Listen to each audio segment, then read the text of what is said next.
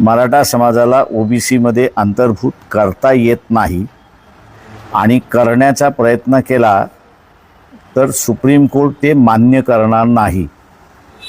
2 वेळा सुप्रीम कोर्टाने मराठा समाजाला ओबीसीमध्ये अंतर्भूत करण्याच्या दृष्टीने महाराष्ट्र शासनाने केलेले प्रयत्न हे मान्य केलेले नाहीत आणि विरोधी निर्णय दिलेला आहे। मराठा समाजामधला एक वर्ग आहे की जे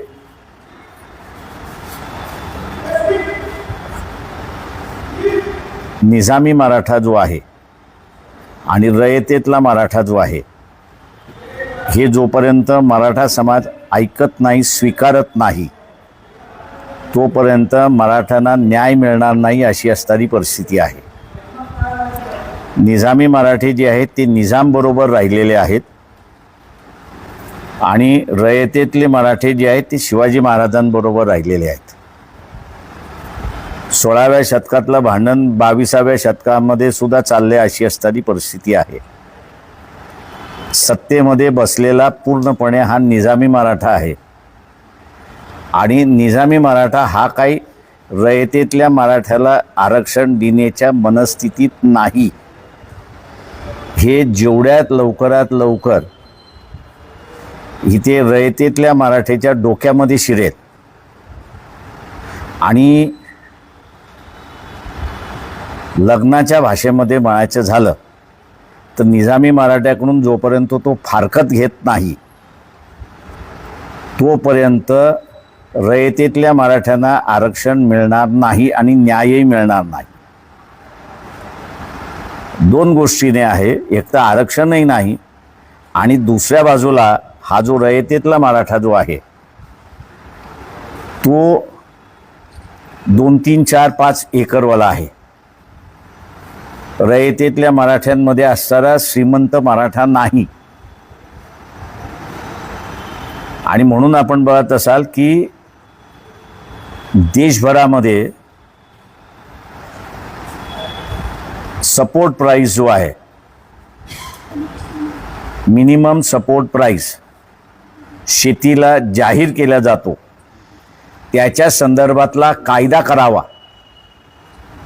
त्याच्या संदर्भातला कायदा करावा ही जी मागणी आहे, ही मागणी सुद्धा निजामी मराठा स्वीकारत नाही अशी असणारी परिस्थिती आहे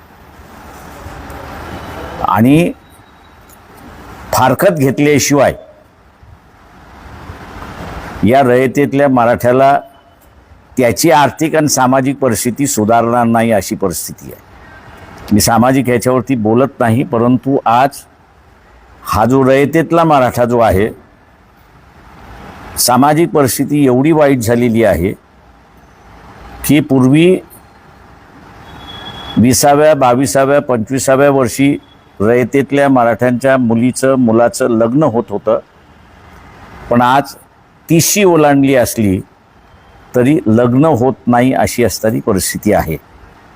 तेव्हा हा रयतेतल्या मराठ्यांचा सामाजिक प्रश्न आहे। तो सामाजिक प्रश्न निजामी मराठा हा काय मान्य करायला तयार नाही आहे, कारण निजामी मराठ्याला माहीत आहे की ज्या दिवशी आपण यांचे प्रश्न सुटवले तर आपल्या हातातली सत्ता गेली आणि रयतेतल्या मराठ्याच्या हातामध्ये सत्ता जाईल। ज्या भीतीपोटी रयतेतला मराठा हा दरवर्षी लंगडत, रडत, झुरळत आयुष्य जगेल हेच या ठिकाणी पाहायला जाते।